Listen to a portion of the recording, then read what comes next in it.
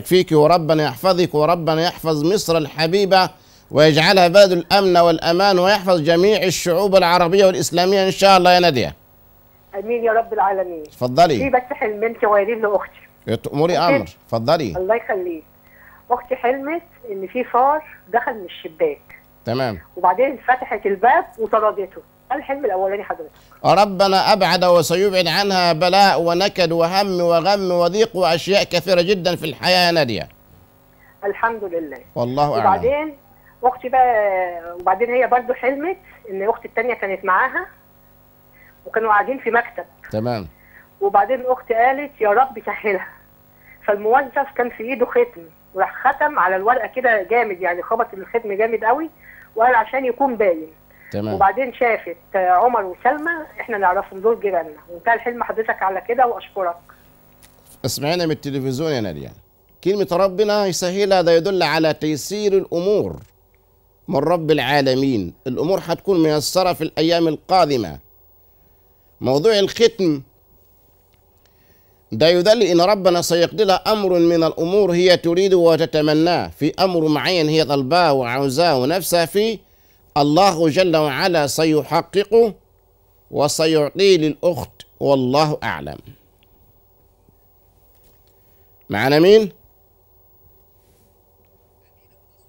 اتفضلي يا أمينة، أهلا بك وبأهل أسوان الكرام.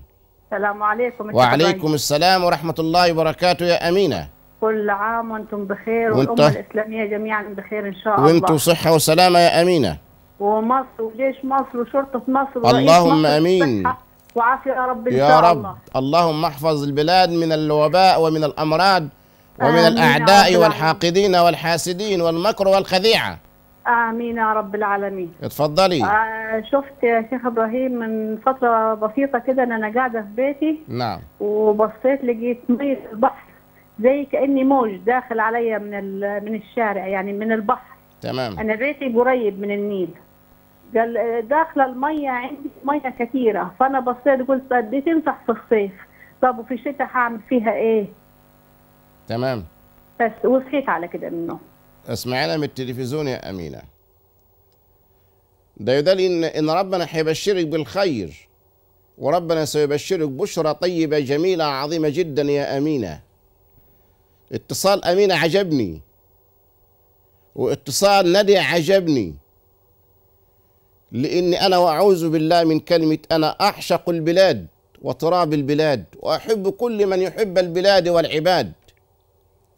في ناس تحب الوطن والبلاد والعباد تكون فيه سلم وسلام، في ناس لا تحب عمار بل تحب الخراب. أسأل الله أن يبعدنا عنهم وإن ربنا يحفظنا منهم، فقولوا آمين والله أعلم. نرجع إلى إساءة النبي، وأتكلم على إساءة النبي في المنام. إنما لو حد أساء للنبي عليه الصلاة والسلام في الحقيقة ده له حكم آخر لا نتكلم عنه.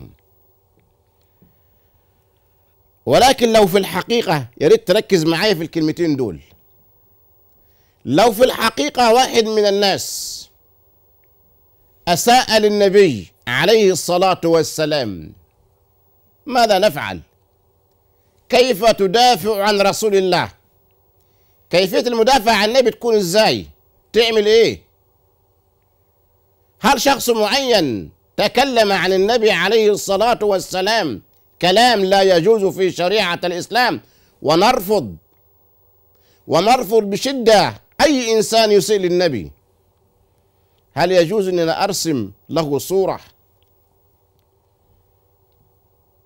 على هيئة كلب أو ما شابه ذلك؟ نتكلم عن هذا الأمر بعد هناء. اتفضلي يا هناء.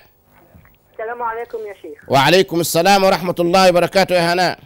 بس حضرتك أنا أخت هناء، لأن هناء اتصلت والآخر حدثت عليا التليفون قالت لي أنا بتلخبط، عشان حضرتك ما تزعلوش يعني مننا. لا تؤمرين أمر يا هناء.